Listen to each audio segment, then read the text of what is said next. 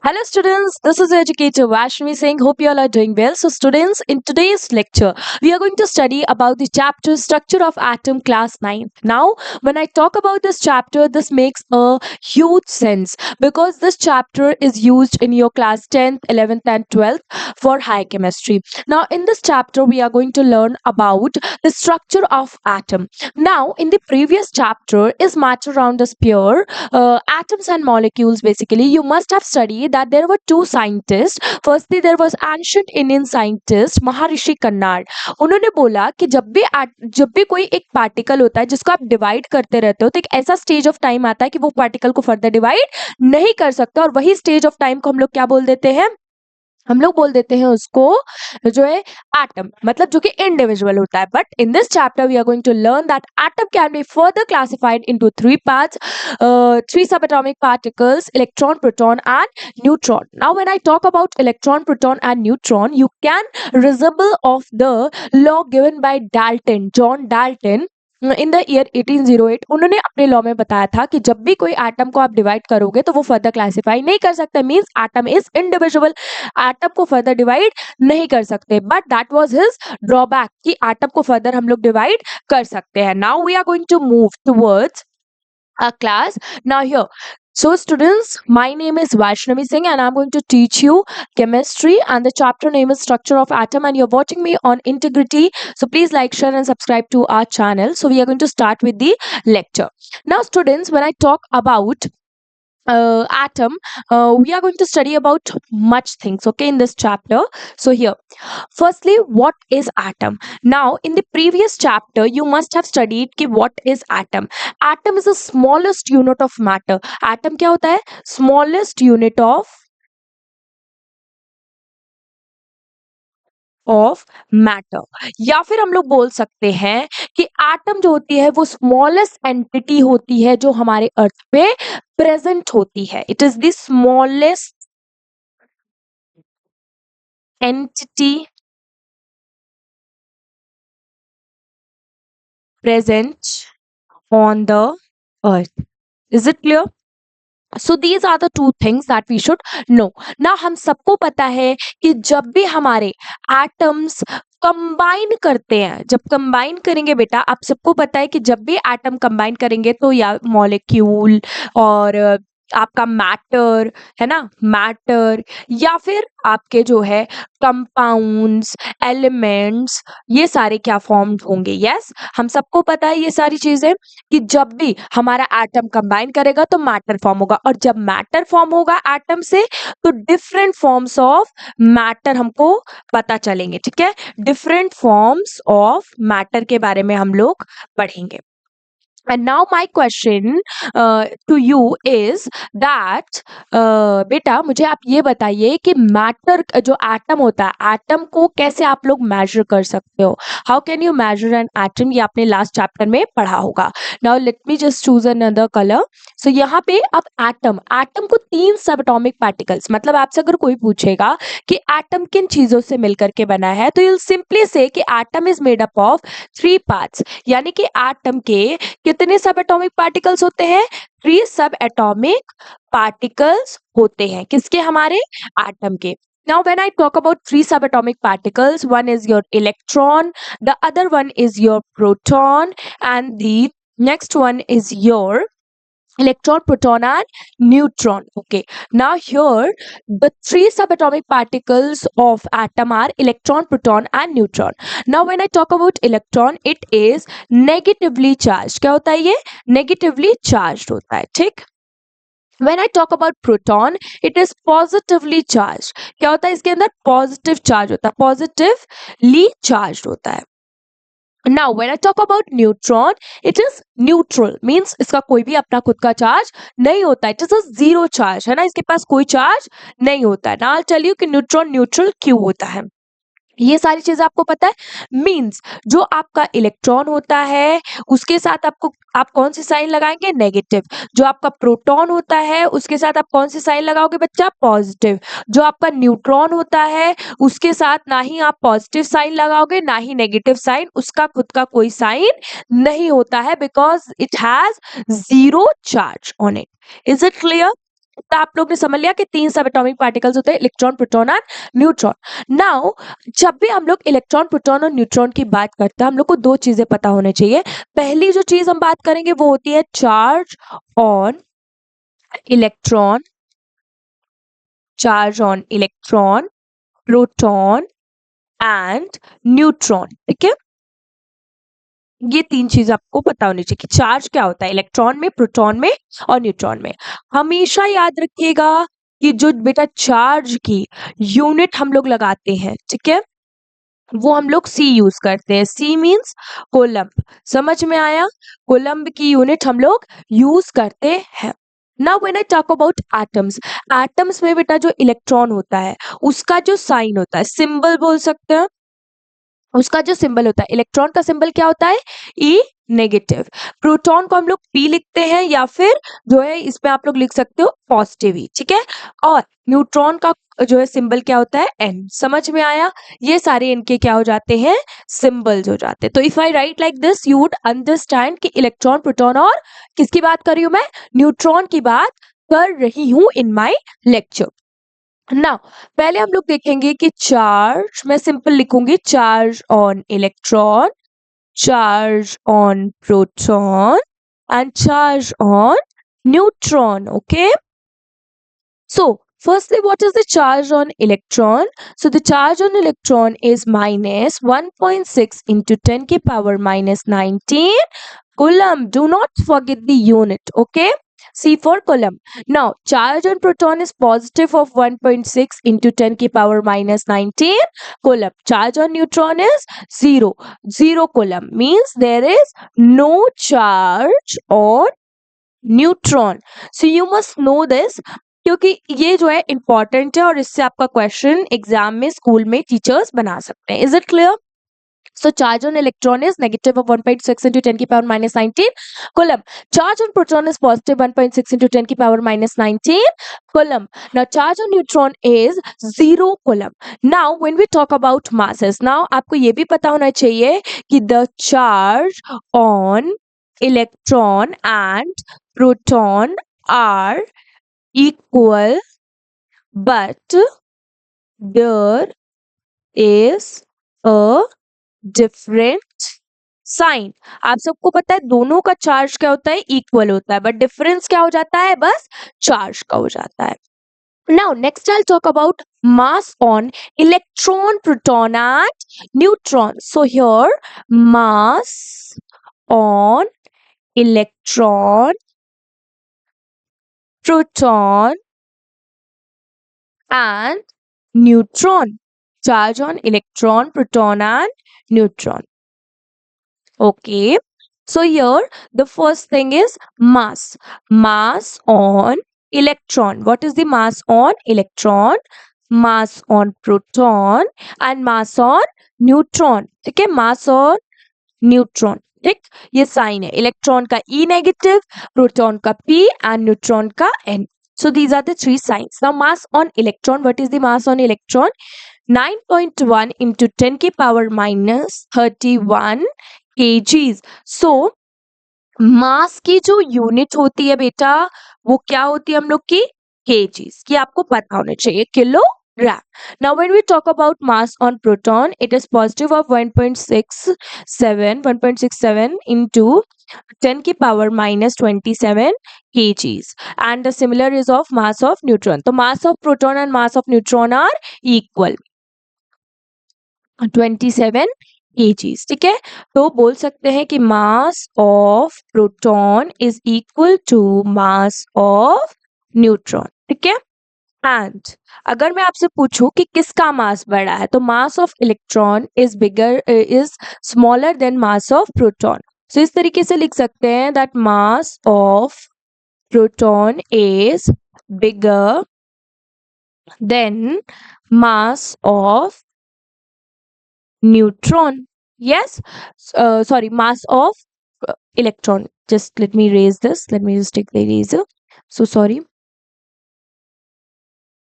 Okay,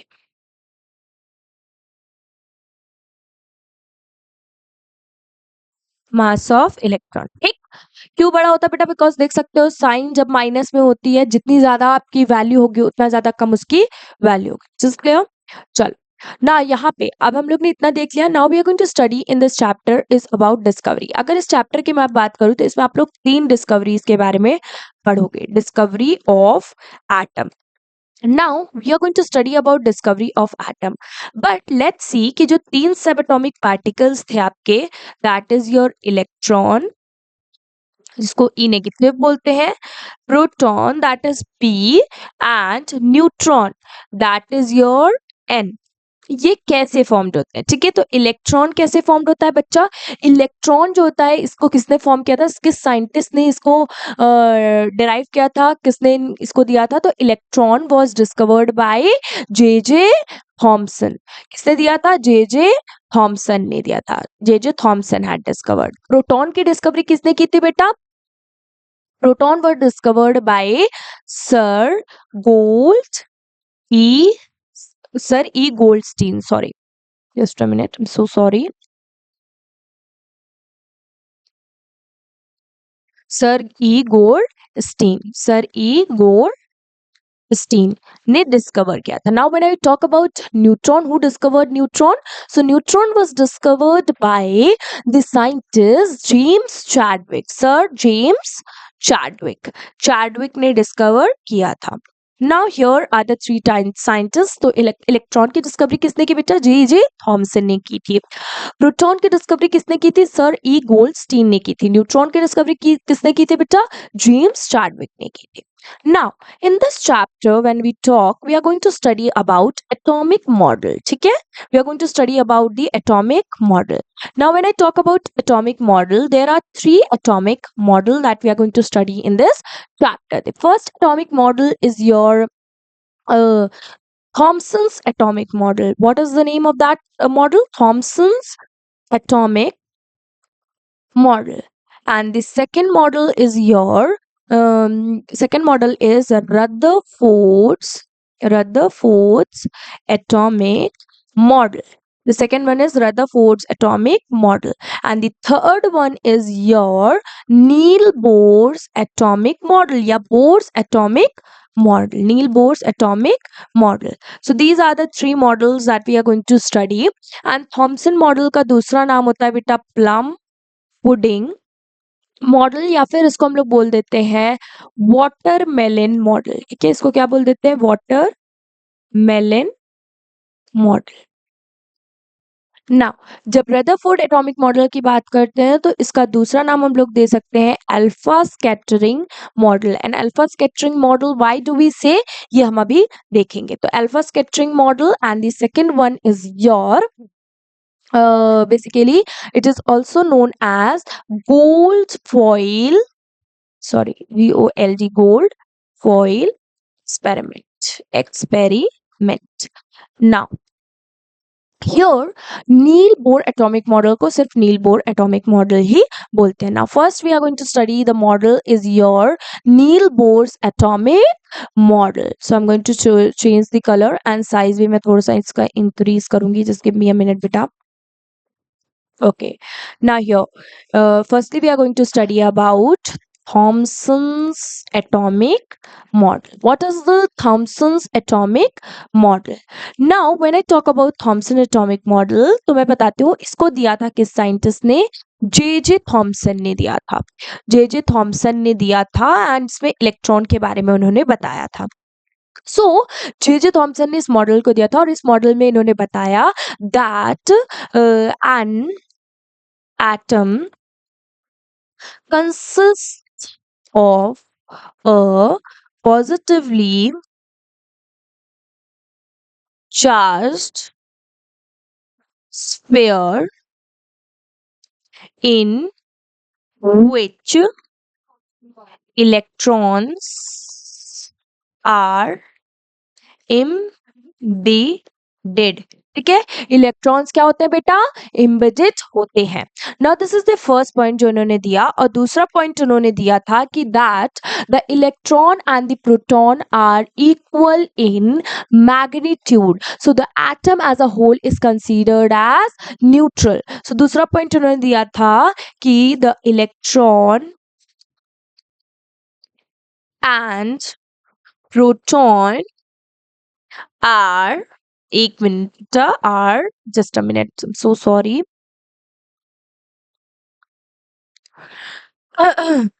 The electron and the proton are equal in magnitude. Are equal. Are equal in magnitude. Magnitude. So the atom as a whole is considered as neutral. अब ये point तो मैं आपको समझाऊंगी, आप अगर मेरा lecture देखोगे ये पॉइंट अभी आप छोड़ दीजिए, ये मैं आपको समझाऊंगी अच्छे से। But the first point is, उन्होंने बोला कि हमारा जो मॉडल होता है उसमें जो प्रोटॉन्स होते हैं, उन्होंने इस मॉडल का दूसरा नाम रखा था plum pudding model. Plum pudding model इन्होंने क्यों रखा इसका नाम?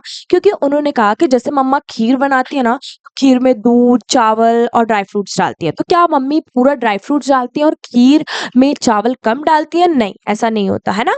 मम्मा खीर ज्यादा डालती है और ड्राई फ्रूट्स आपको ऊपर से दिखते हैं। तो उन्होंने कहा बस पुडिंग की मॉडल की तरह होता है, जिसमें जो है आपका बिल्कुल बढ़िया से आपकी खीर रहती है, और खीर में जो है जैसे आप ड्राई फ्रूट्स डालते हो वैसे ही, जैसे समझ लो ये खीर है और खीर में ये चावल है, पॉजिटिव चार्ज चावल है, इसमें जो नेगेटिव चार्ज होगा उन्होंने कहा वो होता है हम लोग का बेटा, उन्होंने कहा कि दैट इज योर प्रोटॉन्स। तो प्रोटॉन्स ऐसे ही जैसे खीर में काजू बादाम ड्राई फ्रूट्स एम्बेडेड होते हैं, वैसे ही आपके प्रोटॉन्स भी क्या होते हैं? एम्बेडेड होते हैं। और साथ में इन्होंने अपने मॉडल का दो नाम दिया था, एक तो इन्होंने दिया था plum pudding model, plum pudding model, और दूसरा उन्होंने नाम दिया था वाटरमेलन मॉडल। तो वाटरमेलन तो सबने देखा होगा, देखा है कि नहीं देखा है? वाटरमेलन देखा है, गर्मियों में अब बढ़िया बढ़िया वाटरमेलन आएगा, जूस बना के पियेंगे हम। तो just let me take a red colour. तो इस तरीके का आपका वाटरमेलन होता है, एंड मुझे बना लेने दीजिए एक minute, just give me a minute, I will just draw and then meet you.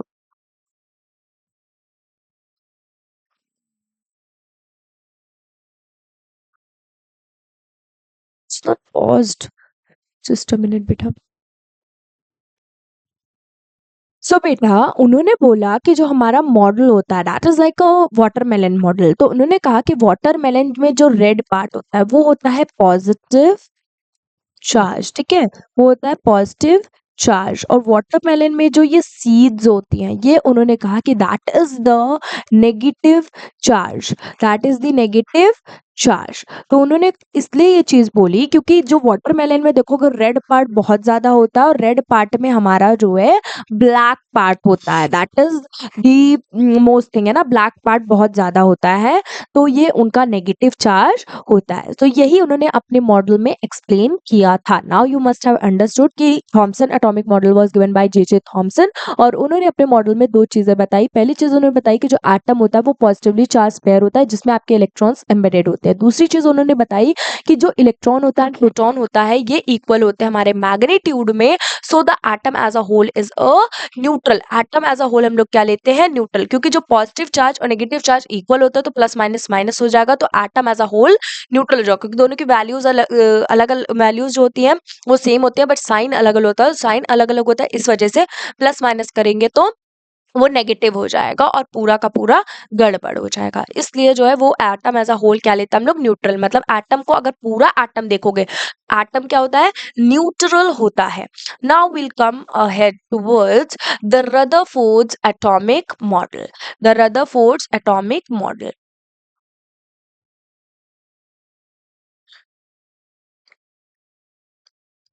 तो रदरफोर्ड एटॉमिक मॉडल है, उन्होंने अपने नाम पे दिया है, तो इट मींस आप सबको पता है रदरफोर्ड एटॉमिक मॉडल का दूसरा नाम क्या होता है? Alpha scattering model. एंड उसका एक और नाम होता है जिसको बोलते हैं गोल्ड फॉइल एक्सपेरिमेंट। तो इन्होंने एक मॉडल दिया था, उस मॉडल में इन्होंने कुछ इस टाइप का स्ट्रक्चर शो किया था। उन्होंने बोला कि हमारे पास एक एमीटर होता है। एमीटर मतलब कि ये जो है अल्फा पार्टिकल का एमीटर होता है। उन्होंने बोला अल्फा पार्टिकल का एमिटर होता है और इस अल्फा पार्टिकल एमिटर में अल्फा पार्टिकल्स क्या होते हैं, फिल्ड अप होते हैं, भरे हुए होते हैं। और उन्होंने बोला कि हमारे पास दो स्क्रीन होती है, ZNS स्क्रीन जिसको बोलते हैं, क्या बोलते हैं हम लोग इसको, ZNS स्क्रीन, जहाँ पे हम लोग देख पाते हैं कि हमारे अल्फा पार्टिकल्स कैसे मूव कर रहे हैं, और बीच में उन्होंने एक गोल्ड फॉइल लगाई हुई है। तो पहला तो हमारे पास ZNS स्क्रीन, जिसका दूसरा नाम होता है बेटा जिंक सल्फाइड स्क्रीन। क्या बोलते हैं, जिंक सल्फाइड स्क्रीन, सल्फाइड की स्क्रीन उन्होंने ले ली थी। और ये था हमारे पास क्या, गोल्ड गोल्ड फॉइल लिया था। एंड गोल्ड फॉइल इतना ज्यादा थिन था कि हमको पता चला था कि अल्फा पार्टिकल्स कैसे मूव कर रहे हैं, बहुत ज्यादा थिन थी।